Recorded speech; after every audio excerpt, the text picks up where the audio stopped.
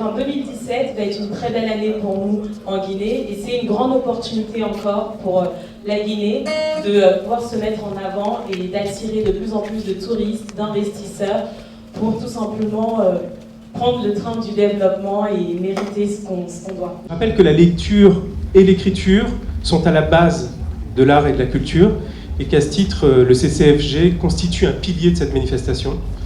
Et nous nous réjouissons donc d'accueillir dans moins de 2 mois maintenant, au nom de l'amitié franco-guinéenne qui guide notre action.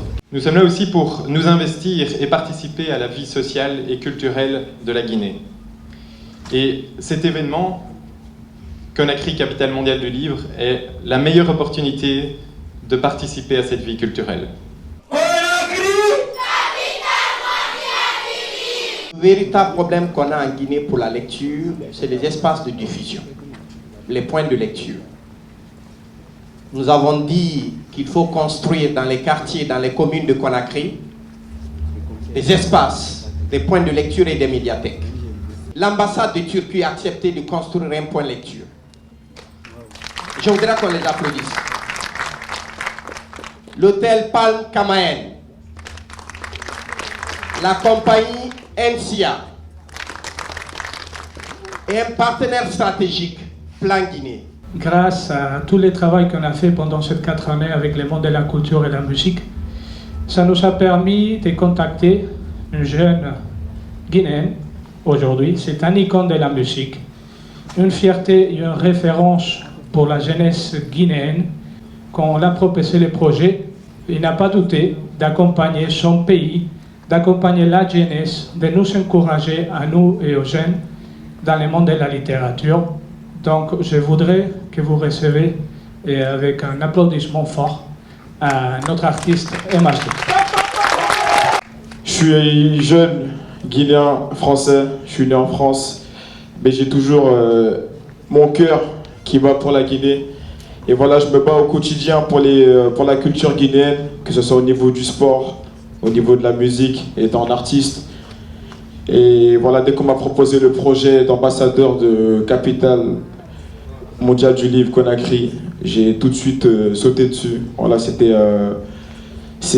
une opportunité pour tous les Guinéens, que ce soit pour les jeunes, pour les personnes plus âgées. Et voilà, on va suivre cet événement tout au long de l'année.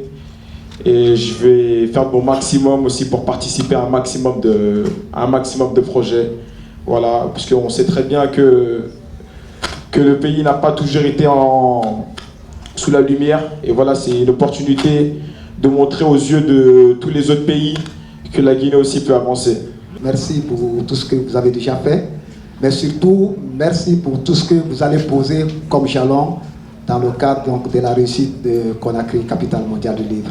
Merci à vous. De nos sœurs exceptionnelles, Yaka Kamara qui a créé une fondation. Elle va construire une médiathèque. Je vous demande de l'applaudir. Nous sommes concernés à tous les niveaux par la capitale mondiale. Non seulement parce que je suis auteur, mais aussi parce que la base de toute formation, la base de tout apprentissage est la lecture. Donc, comme nous avons été les partenaires et nous avons déjà concrétisé ce partenariat à maintes reprises, ce soir, pour donner l'exemple, j'ai annoncé à notre ami Sassi Kaba que l'ISCAEG allait prendre en charge le coin de lecture dans la commune de Nongo où nous sommes.